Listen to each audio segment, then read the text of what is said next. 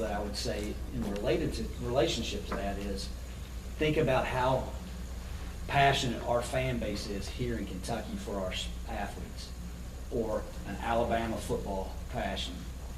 And then how outrageous and how over the line, over the top sometimes our fans are. Can you imagine if our players were being paid, how over the top and how out of bounds our fans would be? I mean, I don't know that we could truly protect our athletes. Because saying our fans would be like, I think they would be just for them, gutless, or just gut-wrenchingly ugly, because they'd say, hey, you're being paid, can't you do better? I think it would get out of control. What's your thoughts on those two angles? I mean, I think for your second point there, I mean, it would be really hard to protect the players, because I mean, like if, let's say I was like a LeBron James or something, I wish I was, but I'm not. But if I had that kind of skill and whatever, and then I ended up going to college and all that, then I was being paid for college at like playing college sports, and then I didn't produce anything. I mean, I know that there's plenty of people that I've like known of that even say that stuff about players in the NBA or whatever, like they're getting paid, well, why can't they like play good? And so like, I mean, if I was 18 years old and getting paid and then not producing, I feel like people would just be on their back and just going crazy like about them not producing anything, and it would just be way too hard to like protect them. I can comment on the first thing about like your passion and love for the game. Like, you can look at James Harden in the NBA, who makes tens of millions of dollars a year.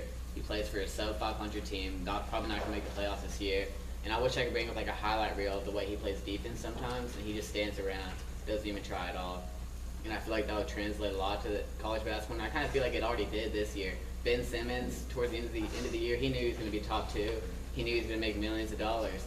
So I feel like he didn't try at all the last 5 to 10 games, because he just didn't care anymore. He knew he could just jump ship right when it's over, and he knew money was waiting for him. So especially if he had that money in hand, he probably wouldn't have tried half the season. So I feel like that would hurt the game a lot. What about career-ending injuries? You know, if you're going to pay these kids and they're taking out life insurance policy or somehow some insurance policy in order. What is it? Lloyd's of London. Lloyd's of London. What do you do for the kid that stays 2 years in basketball, gets hurt second year? All the ESPNs and CBSs and everybody say he would have been the #1 pick after year 1, but you make him stay for 2 years. How do you justify paying or not paying in that regard?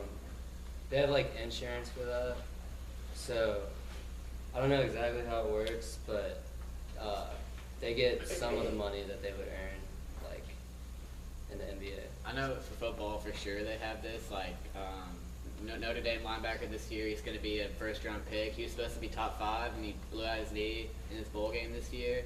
And he makes money for like he's protected top 5 pick. Like that's his like insurance. I don't know how you write that up. I don't know how that works, but he did that middle of the year.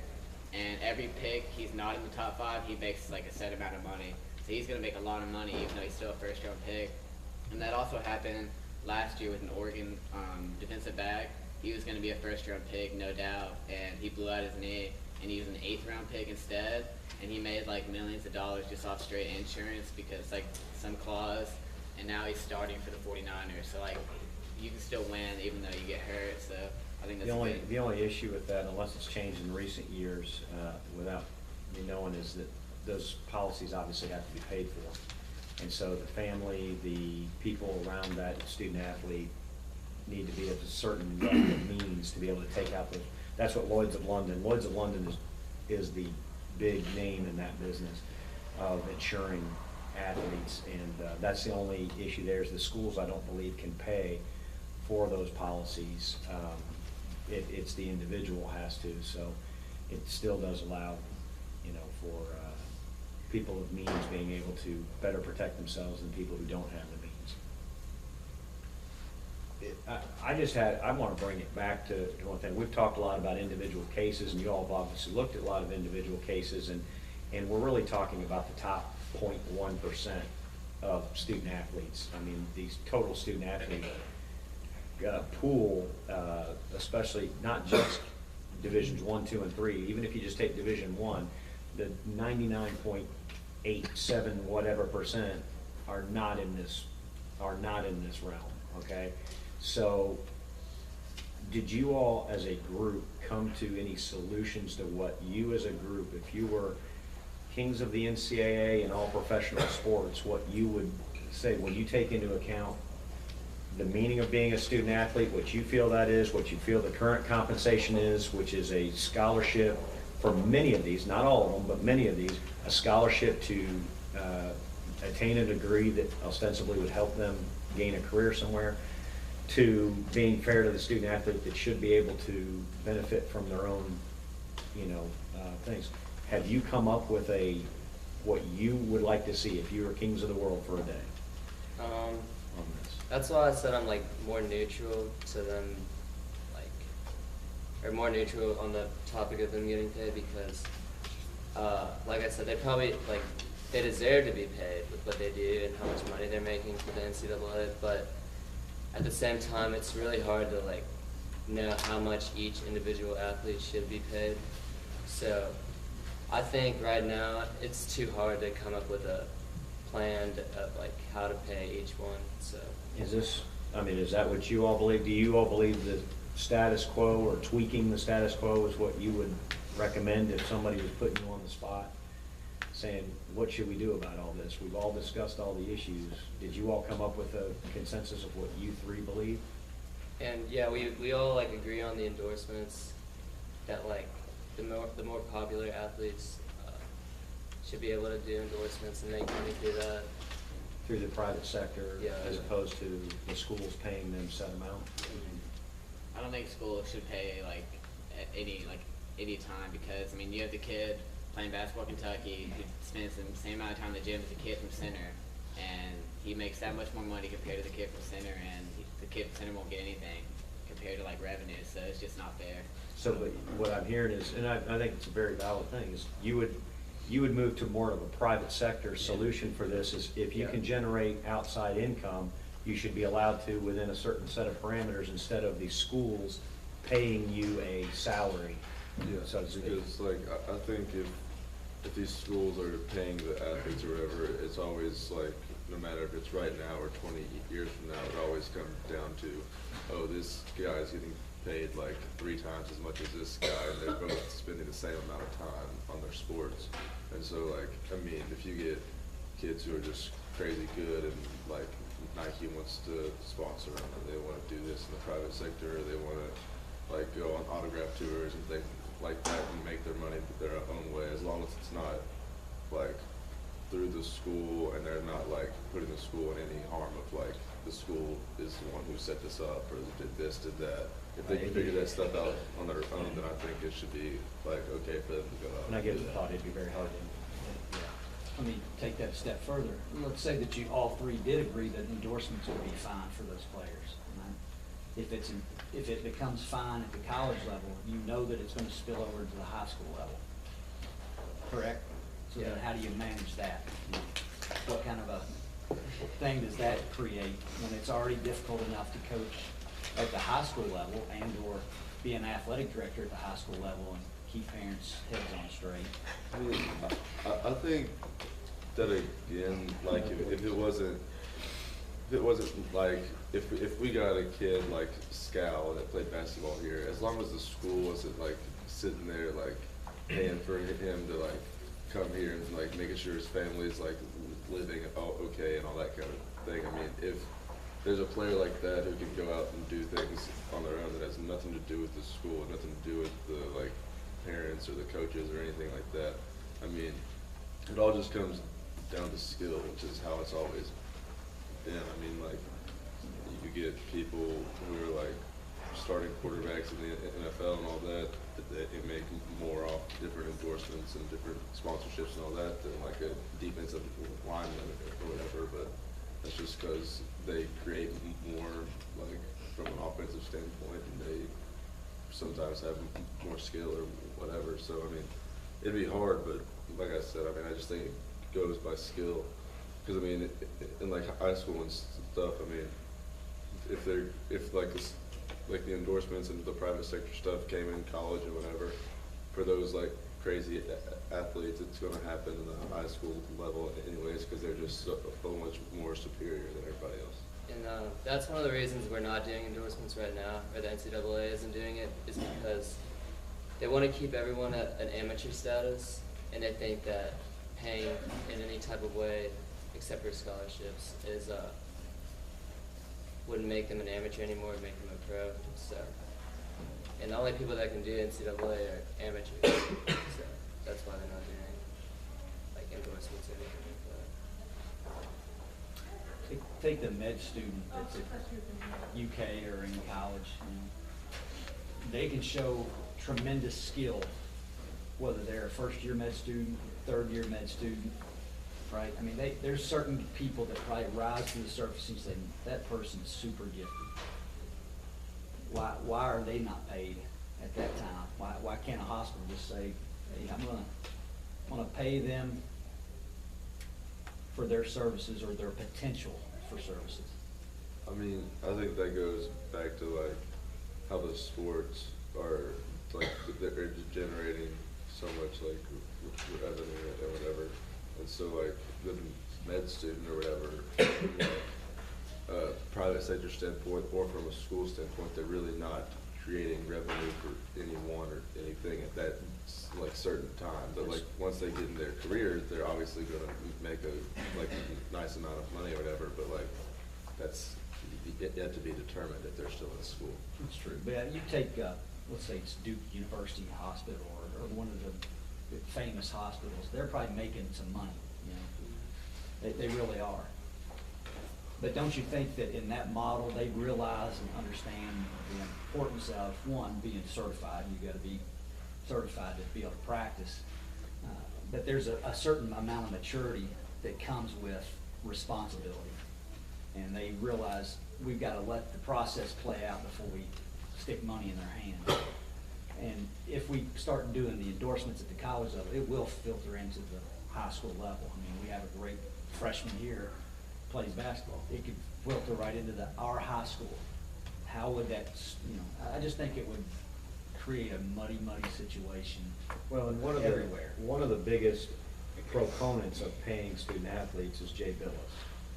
I mean, Jay Billis has been very upfront on this subject for a lot of years.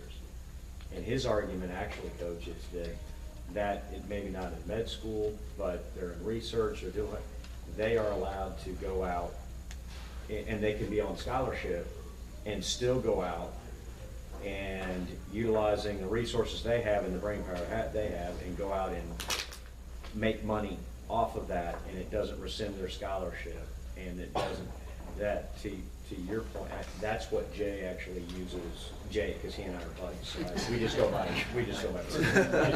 But that's what Jay Billis has used as an example of being able to argue, so why is the NCAA constricted?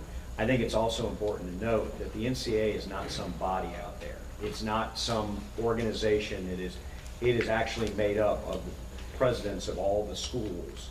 So it's actually, all their policies and everything are decided upon by the schools. There's committees, there's a reporting structure and all that. They're not a corporation out there. Now there's those who would say, what do they do with all this money and all that?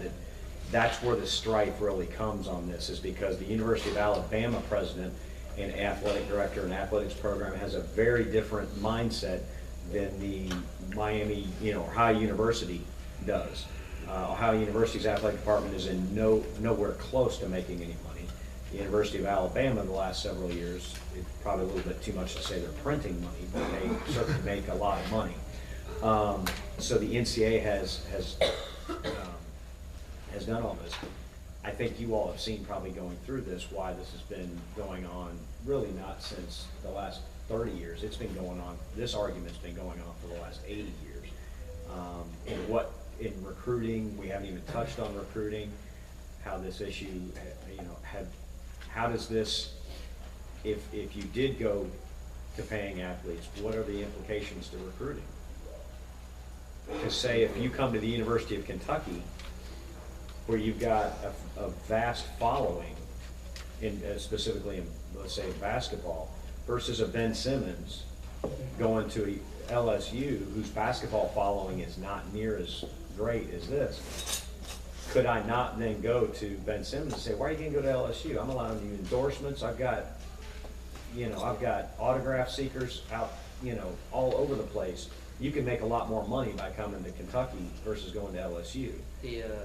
That article that China sent me, the Kentucky Sports Radio once said that it helped Kentucky a lot more if we did the endorsements because of how popular UK is and how much like TV time we get and stuff like that. I mean, Alex Poythress is making the rounds all over the state right now signing autographs because he can finally make some money doing that.